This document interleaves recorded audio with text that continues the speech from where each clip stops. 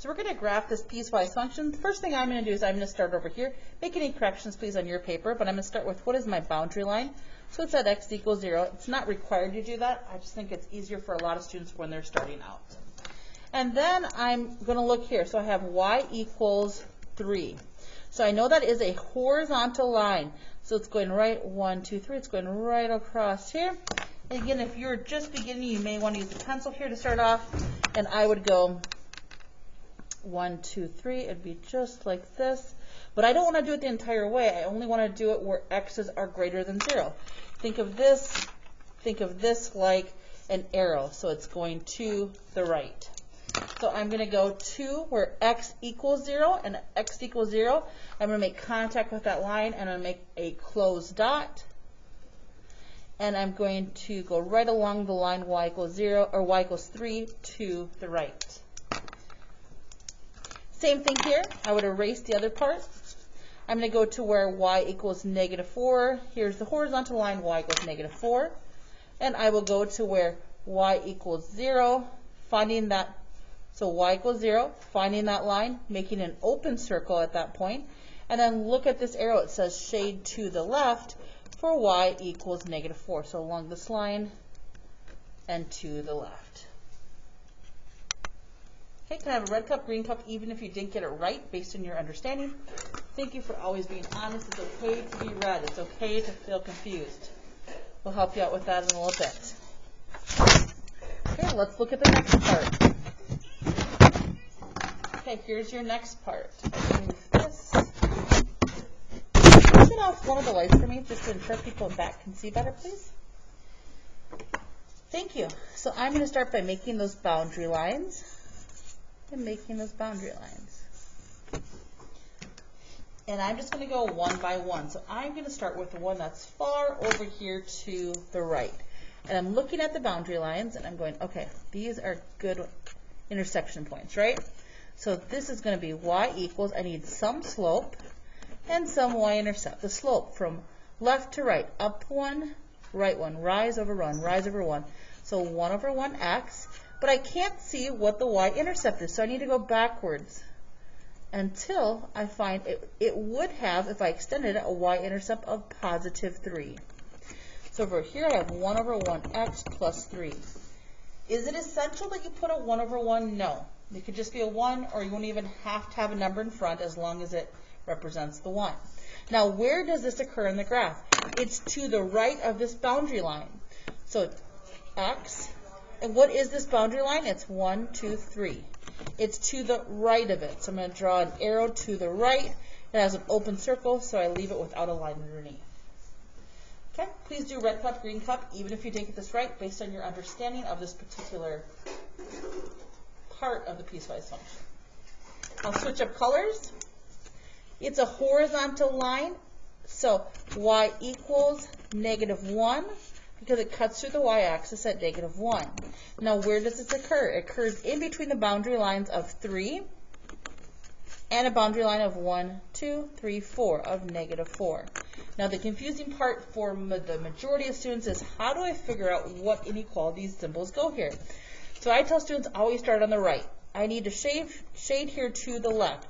Notice this arrow, so I need to shade to the left. I take that arrow, whatever I put here, I'm also going to put in the other position, so they're going the same way. And then the only thing I have to decide is, okay, this is closed. At 3, it has a line underneath. This is open at 4, it's not included. It stays just as is.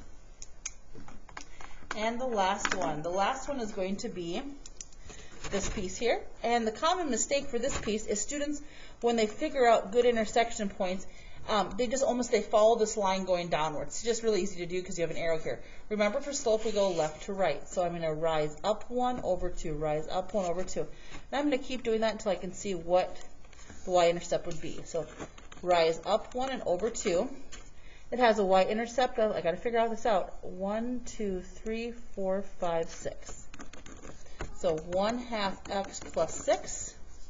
And then where is it shaded? It's shaded to the left of this line. So that line is -4. It's shaded to the left, so the arrow goes to the left. It is a closed dot on that line, so the line is underneath. Okay, let's flip to the back, even if you're not there yet. Let's flip to the back. And now we're going to graph this. We are going to graph this. So I'm going to start off with this first one, and I'm going to write y equals 2 over 1x minus 3. And then I see there's a boundary line at -1. So I go to where x equals -1, and I make a boundary line.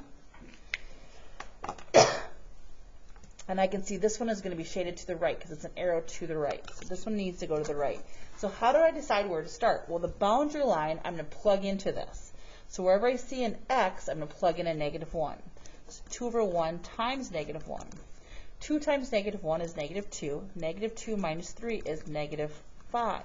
When I substitute in a -1, I got an output of -5. So I'm going to go -1, -5. And at this point, then I have to come up here to determine should it be closed or open. Because it has a line underneath, it is going to be closed. How do I make a line from here? I go right back to that slope. Up 2 over 1, up 2 over 1, up 2 over 1. Then use that ID and draw a line. I'll do the same thing in a different color to illustrate the bottom piece. Y equals -3 over 1x plus 1. Again, I'm going to substitute in a -1. I'm going to do the math over here. -3 over 1 times -1 plus 1. Okay. -3 times -1 is 3, and 3 plus 1 is 4. So I'm going to go to -1, 4. And then I come up here and go, okay, it should be an open circle. Now the really confusing part, by the way, if I do see a cell phone, I'll take it. You guys can get it back when you see me on Thursday. So here's the open circle, and I need to draw a line. The slope is -3 over 1, so it's natural to go down 3 and right 1, right? But we need to go to the left because I need a shade to the left. So I'm going to do just the opposite. So instead of going down, I'm going to go up. And instead of going to the right, I'm going to go to the left. So up 3, 1, 2, 3, left 1. 1, 2, 3, left 1.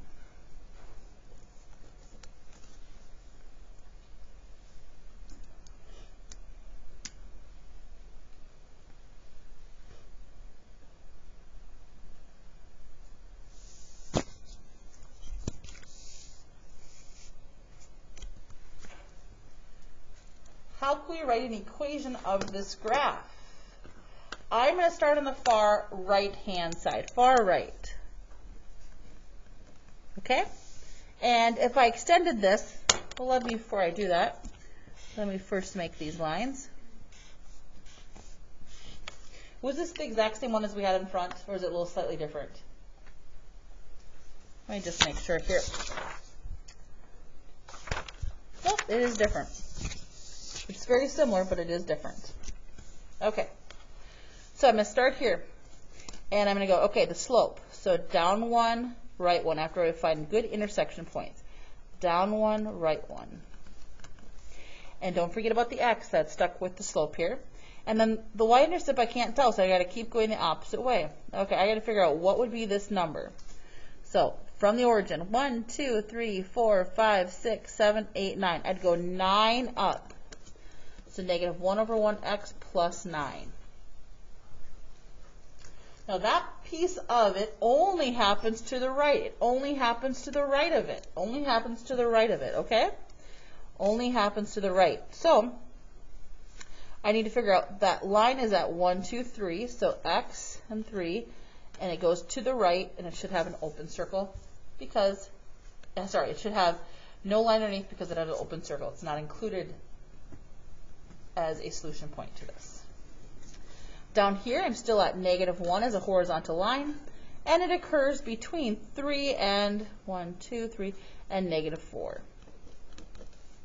Again, if I go to the right, I want to shade back here to the left. That tells me what kind of arrow I use. Both of them are closed dots. They have a line underneath. And lastly,